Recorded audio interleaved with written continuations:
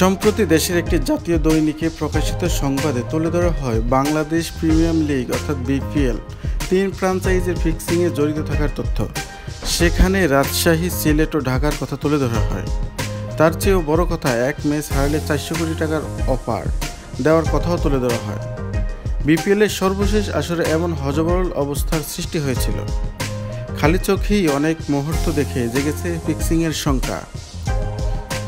এবার তদন্ত প্রতিবেদনে সেই সংখ্যা আরও ঘনীভূত হয়েছে।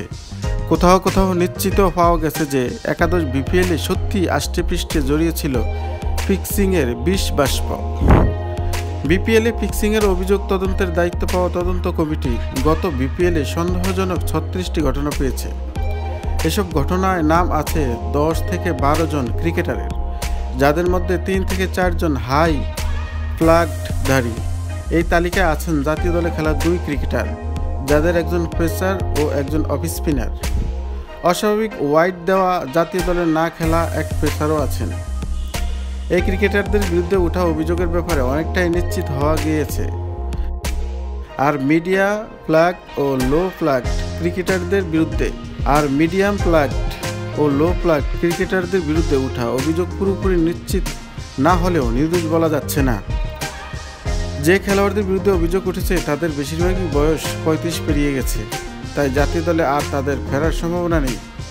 অভিযুক্ত ক্রিকেটারদের মধ্যে অবশ্যই সর্বশেষ শ্রীলঙ্কা সফরে দলে থাকা একজন ক্রিকেটারের নামও আছে।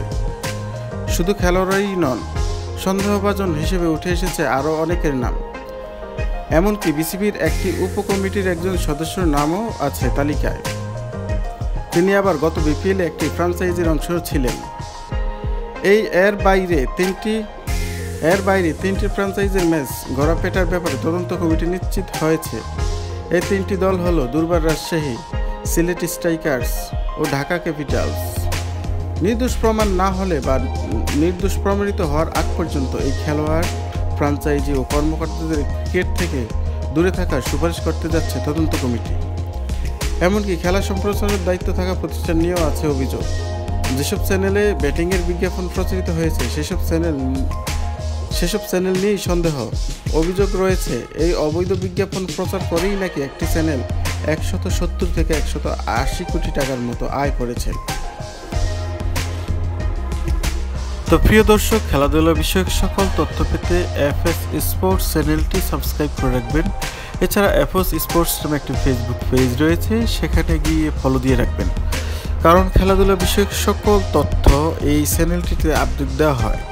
আপনি যদি খেলাধুলা বিষয়ক সকল তথ্য পেতে চান, এই 2টি ফেসবুক পেজ এবং ইউটিউব চ্যানেলে গিয়ে অবশ্যই সাবস্ক্রাইব করে রাখবেন এবং ফলো দিয়ে রাখবেন ফেসবুক পেজে গিয়ে।